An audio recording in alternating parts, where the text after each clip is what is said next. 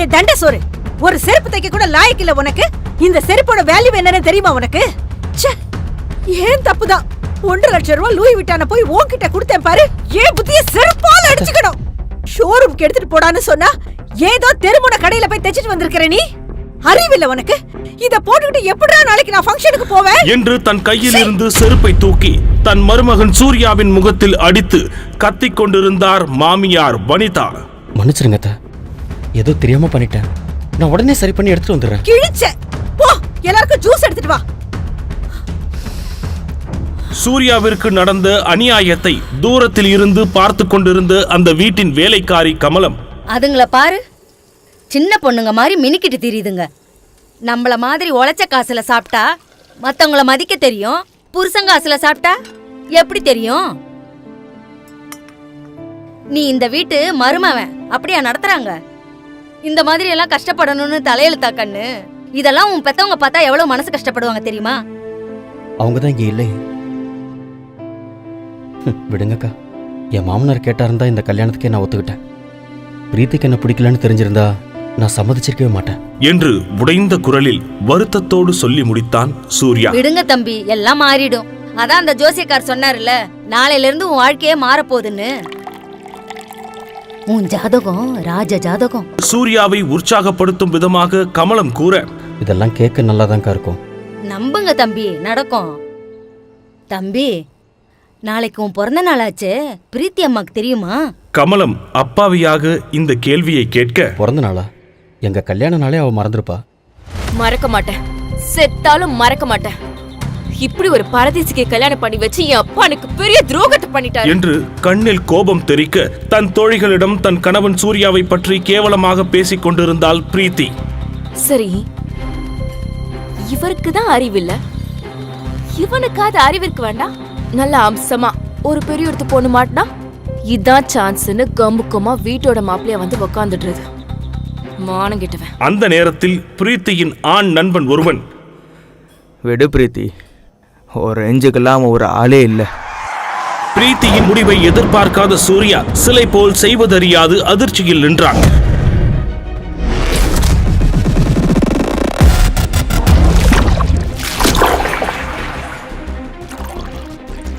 வேறு வழியின்றி திருமணமான அன்றில் இருந்து பிரீத்தியின் வீட்டில் காசு வாங்காத வேலைக்காரன் போலத்தான் வாழ்ந்து வந்தான் சூர்யா. பிரீத்திக்கு சூர்யா மீது இருந்த கொடூரமான வெறுப்பை புரிந்து கொண்ட அவளுடைய தோழி, உனக்கு பிடிக்கலனா டிவோர்ஸ் பண்ணிட வேண்டியதானடி. அது அவ்வளோ ஈஸி இல்லை. அப்படி நான் மட்டும் அவனை டிவோர்ஸ் பண்ணனா என் அப்பா அவர் சொத்துல இருந்து ஒரு பைசா கூட கொடுக்க மாட்டாரு. அண்ட் அந்த கல்யாணம் அவர் முடிவு பண்ணது. அப்ப இதுதான் உன் தலையெழுத்தா? No no no no. அதான் இன்னும் 3 நாள்ல 200 கோடி ரூபாய் ப்ராஜெக்டை யூஎஸ்ல சைன் பண்ண போறேன்ல, அதை சைன் பண்ணி முடிச்சுட்டு இந்தியாவுக்கு வந்து இறங்கினா அடுத்த செகண்டே அந்த பிச்சைக்காரனை டிவோர்ஸ் பண்ணி வீட்டை விட்டு வெளியே துரத்துறனா இல்லையா பாரு என்று கோபத்தோடு மீதம் இருந்த மதுவை ஒரே மடக்கில் குடித்து முடித்தாள்.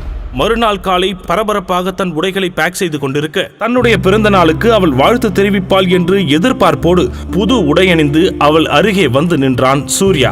ஆனால் பிரீத்தி அவனை ஒரு பொருட்டாகவே கருதவில்லை. பிரீத்திக்கு ஒருவேளை நம்ம பர்த்டே மறந்திருக்குமோ என்று நினைத்து கொண்டு ஏமாற்றத்துடன் அங்கிருந்து வெளியே செல்ல முயல, ஏதோ ஞாபகம் வந்தவளாக திரும்பிய பிரீத்தி வாழ்த்து சொல்லத்தான் தன்னை கூப்பிடுகிறாள் என்று மகிழ்ச்சி அடைந்த சூர்யா, சொல்லு பிரீத்தி, என்னோட லக்கி ப்ளூ சஃபர் நெக்லஸ் எங்கேயாச்சும் பாத்தியா?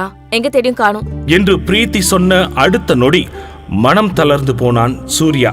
ஆனாலும் அதை கண்டு கொள்ளாமல், அதுவா, அது இந்த லாக்கர்ல தான் இருக்கு என்று சொல்லி சூர்யா ஜுவல்லரி பாக்ஸை எடுத்து கொடுக்க, பிரீத்தி அதனை அவளது பேக்கில் வைத்துவிட்டு கிளம்பினாள். சூர்யா ஏமாற்றத்துடன் பிரீத்தி செல்வதை பார்த்து கொண்டே இருந்தான். பிரீத்தி கிளம்பிய சில நொடிகளிலேயே சூர்யாவின் மாமனார் ரவிக்குமார் உற்சாகமாக வீட்டின் உள்ளே வர, இந்த குடும்பத்தில் மாப்பிள்ளை என்று தன்னை மரியாதையாக கூப்பிடும் ஒரே ஆள் தனது மாமனார் தான் என்பதால் உற்சாகத்தோடு வந்து நின்றான் சூர்யா. இவராவது வாழ்த்துகிறாரே என்று மகிழ்ச்சி அடைந்தான். தேங்க்யூ மாமா. மாப்பிள்ளை கேக் வாங்கி ஃப்ரிட்ஜில் வச்சிருக்கேன், எடுத்துட்டு வாங்க. சரிங்க ஐயா. பிரீத்தி விஷ் பண்ணாளா? விஷ் பண்ண மாமா. ஆனால் இந்த மகிழ்ச்சி சில நொடிகள் கூட நீடிக்கவில்லை. ஐயா, இங்க ஒண்ணுமே இல்லைங்க. நல்லா பாருங்கம்மா, ஃப்ரிட்ஜில் தான் இருக்கும். ஐயா, இங்க கேக் இல்லைங்க ஐயா. இல்லையா? வாங்கி ஃப்ரிட்ஜில் தானே வச்சேன். ரவிக்குமார் அதிர்ச்சியாகி திரும்பி பார்க்க கீனோ அந்த கேக்கை சாப்பிட்டுக் கொண்டிருந்தது. அதை பார்த்து கடும் கோபமடைந்த ரவிக்குமார், வனிதா, வனிதா, ஏற்கனவே எதிர்பார்த்த வனிதா போன் பேசியபடி திமிராக வந்து நிற்க, மாப்பிள்ள பர்த்டேக்கு வாங்கின கேக்க யார் கீனுக்கு போட்டது? என்னது?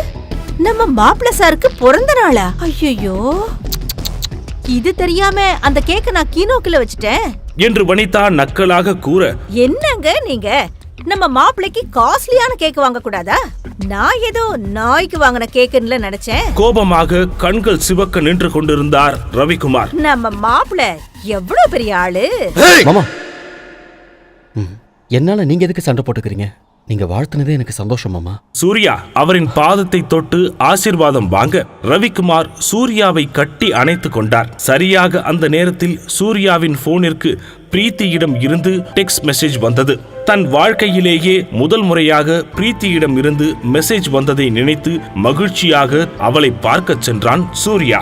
தன்னுடைய பிறந்த நாள் ஞாபகத்திற்கு வந்து தனக்கு மிகப்பெரிய சர்ப்ரைஸை கொடுக்க போகிறாள் என்று நினைத்து சூர்யாவின் மனம் மகிழ்ச்சியில் அலைபாய்ந்து கொண்டிருக்க அவளுக்காக பூங்கொத்தை வாங்குவதற்கு வண்டியை நிறுத்தினான் சூர்யா. அந்த நேரத்தில் அவனுக்கு ஒரு போன் கால் வந்தது. பிரீத்தியின் சகோதரன் சதீஷ் அவனை அழைத்திருந்தான். டேய் வெட்டி ஆபீசர் சூர்யா, ஒரு செருப்பு தைச்சிட்டு வர உனக்கு 2 நாள் வேணுமாடா? உன்னெல்லாம் எங்க அக்காக்கு கல்யாணம் பண்ணி வச்சான் பாரு எங்க அப்பன், அவன சொல்லணும்டா. அதை கேட்டு எரிச்சல் அடைந்த சூர்யா, இங்க பாரு சதீஷ், கொஞ்சம் பார்த்து பேச.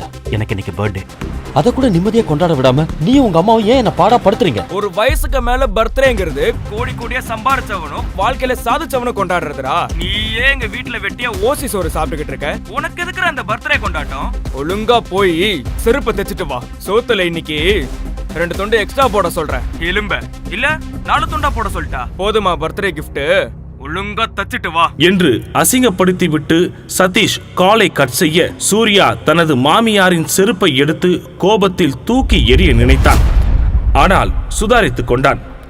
அண்ணா, இது இங்கே இருக்கட்டும், நான் வந்து சரிங்க தம்பி என்று அந்த பூக்கடைக்காரரை பார்த்து சொல்லிவிட்டு பிரீத்தியை பார்க்கும் உற்சாகத்தில் பார்க்கிங் ஓரமாக பைக்கை நிறுத்திய சூர்யா திரும்பி நடப்பதற்குள் அந்த பைக்கில் வந்து மோதிய ஒரு காரை விட்டு வெளியே வந்த பிரீத்தியின் நண்பன் தேவா தன் தவறை மறைப்பதற்கு சூர்யாவை கோபமாக திட்ட ஆரம்பித்தான்.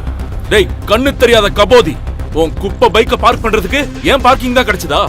உன்னால என் வண்டி வேற ஸ்கிராச் ஆயிடுச்சுடா பரதேசி என்று தேவா கத்த சூர்யாவுக்கு கோபம் கொந்தளித்தது. இங்க பாருங்க, பார்த்து பேசுங்க. எடுக்க சொன்னா எடுக்க போறோம், அதுக்கு வந்து இடிப்பீங்களா?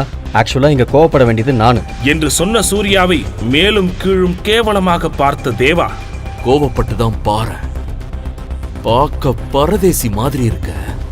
உன்னெல்லாம் எவன்டா உள்ள விட்டது? இன்னொரு வாட்டி நான் இந்த இடத்துல உன்னை பார்க்க கூடாது, புரியுதா? கிளம்புங்கிருந்து என்று தேவா கடுமையாக பேச தேவாவை முறைத்த சூர்யா தன் முழு கோபத்தையும் அடக்கிக் கொண்டு பிரீத்தியின் கேபினுக்கு செல்ல லிப்டில் ஏறினான். என் ஜுவல்லரி காணோம், எங்க போச்சுன்னே தெரியல. காம் டவுன், கண்டிப்பா பேக்ல தான் இருக்கும். தேடி இல்ல, பாரு. நான் எல்லா இடத்துலயும் நல்லா தேடிட்டேன், எங்கேயுமே காணோம். இந்த சூர்யா வேலையா தான் இருக்கும்.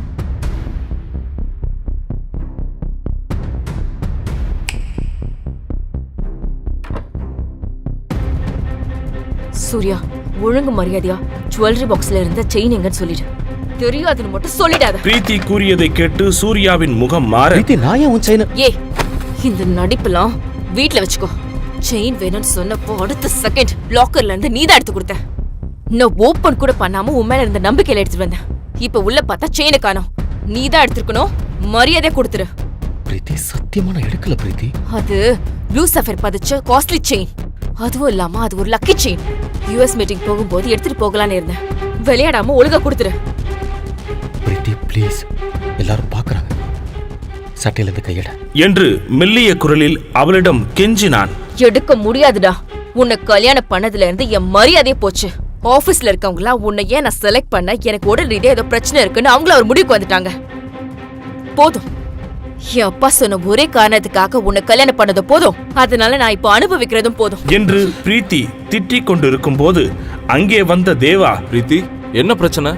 இவன் எதுக்கு உங்ககிட்ட பேசிட்டு இருக்கான்? What's happening? முதல்ல யார் இவன்? இவனை பத்தி பேசுறதுக்கு இவன் ஒருத்தே இல்ல. ஏய், என் ஃபிளைட் போர்டிங்க்கு இன்னும் 1 hour தான் இருக்கு. அதுக்குள்ள என் செயின் கைக்கு வந்தாகணும், இல்லன்னா அவ்வளவுதான். பிரீத்தி, டோன்ட் வரிடா, நீ அமெரிக்காக்கு போயிட்டு வந்த உடனே இதே மாதிரி செயின் நான் உனக்கு பிரசன்ட் பண்றேன். It will look lovely on you. என்று தேவா பிரீத்தியின் தோளை தொட்டு ஆறுதலாக பேச, தேவாவை பார்த்து பிரீத்தி புன்னகைக்க சூர்யா மனமுடைந்து திரும்பி நடக்க ஆரம்பித்தான். ஏய், ஒரு நிமிஷம் இரு.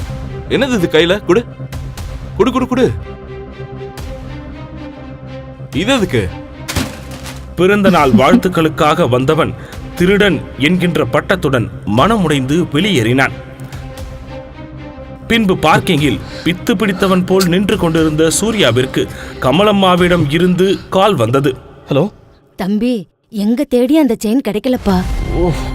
இப்ப என்னப்பா பண்ண போற நீ என்று அக்கறையாக கேட்ட கமலத்திடம், அக்கா எனக்கு தெரியலக்கா என்று பாவமாக கூறினான் சூர்யா. ஆ, என் தாலி செயின் இருக்குது, அத வேணா வச்சு புது செயின் வாங்கி பொண்ணுக்கு கொடுத்துறியா என்று கமலம் அப்பாவியாக சொல்ல, சூர்யா திடீரென உடைந்து அழ ஆரம்பித்தான். தம்பி தம்பி தம்பி அக்கா அதெல்லாம் வேண்டாம்க்கா, நீங்க கேட்டதே போதும், நான் பாத்துக்கிறேன். சரி கண்ணு.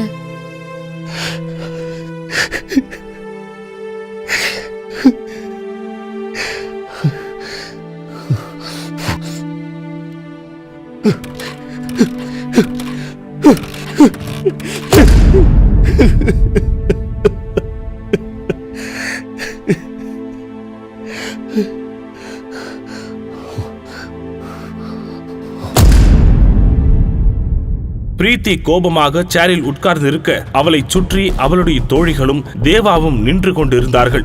தேவா பிரீத்தியை சமாதானம் செய்து கொண்டிருந்தான். அடம் பிடிக்காத பிரீத்தி, செக்கினுக்கு இன்னும் 1/2 மணி நேரம் கூட இல்ல. அந்த ஃப்ராடு இந்நேரம் அந்த செயினை வித்திருப்பான். ஆமாம் பிரீத்தி, சொன்னா கேளு. நமக்கு செயினை விட அமெரிக்கன் டீல் தான் பெருசு.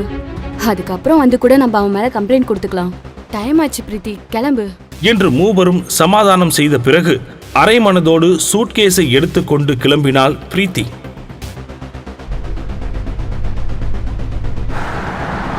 வண்டி நிறுத்து. என்னாச்சு? இவன் வண்டியை பார்த்தாலே எனக்கு இரிட்டேட்டிங்கா இருக்கு என்று கூறிவிட்டு தேவாவை பார்த்த பிரீத்தி, அடிச்சு நொறுக்குடா என்று கோபமாக சொல்ல, தேவா மிகவும் வேகமாக தன் முன்னால் நின்ற சூர்யாவின் பைக்கை இடித்து தள்ளினான். திடீரென அந்த காரை வழிமறித்து ஒரு ஆட்டோ நிற்க சடன் பிரேக் போட்டு காரை நிறுத்தினான் தேவா.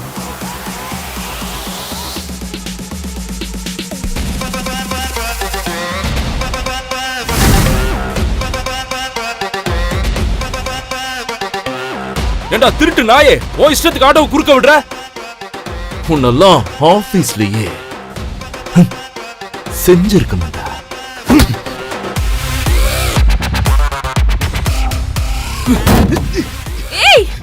நீ என்ன செஞ்சிருவியா?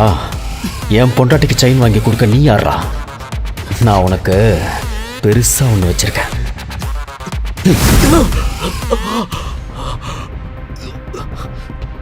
பாத்தியா பிரீத்தி? நீ செயினை திருடிட்டு அவனை தப்பா பேசுறியா? உனக்குலாம் என்ன தகுதி இருக்கு?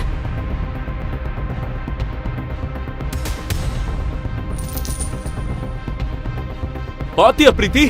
இந்த ஃப்ராட் தான் செயினை திருடி வச்சிருக்கான்.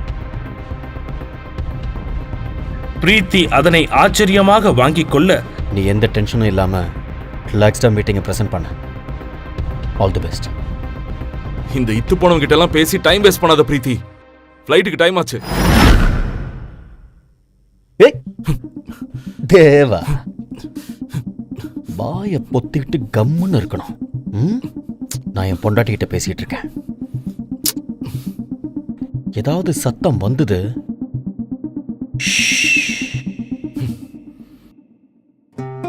நீ எதுக்கும் கவலைப்படாத பிரீத்தி. நீ இன்னைக்கு கண்டிப்பா யூஎஸ் போவ. பத்திரமா போயிட்டு வா. Don't worry. பாய்.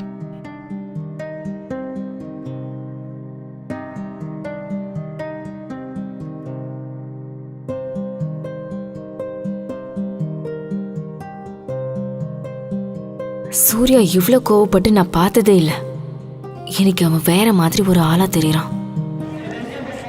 டிராபிக்கில் அடித்து பிடித்து விமான நிலையத்தை அடைந்தாலும் உள்ளே நுழைந்த பொழுது அந்த ஃப்ளைட் கிளம்பி விட்டது என்கின்ற அதிர்ச்சிகரமான அனௌன்ஸ்மெண்ட் பிரீத்தியின் காதில் கேட்டது. இது எல்லாத்துக்கும் காரணம் அந்த சூர்யா தான். என்று பிரீத்தி புலம்பிக் கொண்டிருக்க நீங்க பிரீத்தி தானே? எஸ். உங்க ஃப்ளைட் மிஸ் ஆயிடுச்சுன்னு நீங்க வருத்தப்பட வேணாம் மேம். RSV குரூப் ஆஃப் கம்பெனிஸ்ல இருந்து உங்களுக்காக ஸ்பெஷல் சார்ட்டர்ட் ஃப்ளைட் ரெடி பண்ணிருக்கோம். What? May I have your passport? Sure. என்று பாஸ்போர்ட்டை எடுக்க முயற்சிக்க அதோடு சேர்ந்து சூர்யா திருடியதாக சொன்ன செயின் வெளியே வர அதிர்ச்சியானாள் பிரீத்தி. பின் சூர்யா எடுத்த செயினையும் இப்போது கிடைத்த செயினையும் எடுத்து ஒப்பிட்டு பார்த்தாள். எப்படி 2 செயின்? பிரீத்தியின் கையில் உள்ள செயினை பார்த்து வியந்த அந்த அதிகாரி, வாவ் மேம், நீங்க தான் அந்த லக்கி கேர்லா? இது ஒரு லிமிடெட் எடிஷன் சஃபயர் செயின். 1 மணி நேரத்துக்கு முன்னாடி தான் சூரத்ல இருந்து ஸ்பெஷல் சார்ட்டர்ட் ஃப்ளைட்ல வந்தது. இது உங்களுக்காக தான் வந்ததுன்னு இப்பதான் தெரியுது. இத யார் வாங்குனாங்கன்னு உங்களுக்கு தெரியுமா? அது கான்ஃபிடென்ஷியல் மேம். சாரி. போர்டிங்க்கு டைம் ஆயிடுச்சு. Shall we move Mrs Surya Chakravarthy? Surya சக்கரவர்த்தி?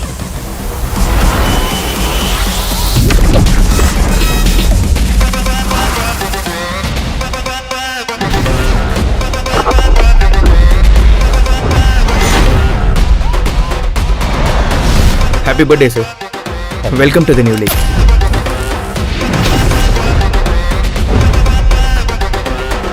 இது உங்க கிஃப்ட் சார். Sir please. பெரிய உற்சாகம் இல்லாமல் அந்த காரின் உள்ளே ஏறி உட்கார்ந்தான். தன் பர்சில் இருக்கும் தன் அம்மா மற்றும் பிரீத்தியின் புகைப்படத்தை ஒருமுறை பார்க்கிறான். ஹலோ. ஹே பிரீத்தி, ஃப்ளைட் ஏறிட்டியா? இன்னும் இல்ல. என்னாச்சு? ஒரே நிமிஷம், என்ட்ரன்ஸ் கேட் கிட்ட மட்டும் வரியா? எதுக்கு? கொஞ்சம் அர்ஜென்ட், சீக்கிரம். இருவர். ஏர்போர்ட் என்ட்ரன்ஸுக்கு ஓடி வந்தாள் பிரீத்தி. அங்கே அவள் பார்த்தது கனவிலும் எதிர்பார்க்காதது. செருப்பு தைக்கச் சொன்ன மாமியாரே திடீரென்று எல்லோர் முன்னிலையிலும் மருமகன் காலில் விழுந்து மன்னிப்பு கேட்டது ஏன்? தாலி கூட வாங்கித்தர வக்கில்லாத புருஷன் எப்படி தன் மனைவிக்கு பல கோடி ரூபாய் சார்ட்டர்ட் ஃபிளைட்டை வாங்கி கொடுத்தான்? பென்ஸ் காருக்கு சொந்தக்காரன் ஒரு பிச்சைக்காரனை போல் நடிப்பது ஏன்? அவ்வளவு பெரிய US ஃபிளைட்டே ஒரு பிச்சைக்காரனுக்காக ஏன் நிறுத்தி வைத்தார்கள்? முழு கதையையும் கேட்டு மகிழ பாக்கெட் FM APP டவுன்லோட் செய்யுங்கள். லிங்க் டிஸ்கிரிப்ஷனில் கொடுக்கப்பட்டுள்ளது.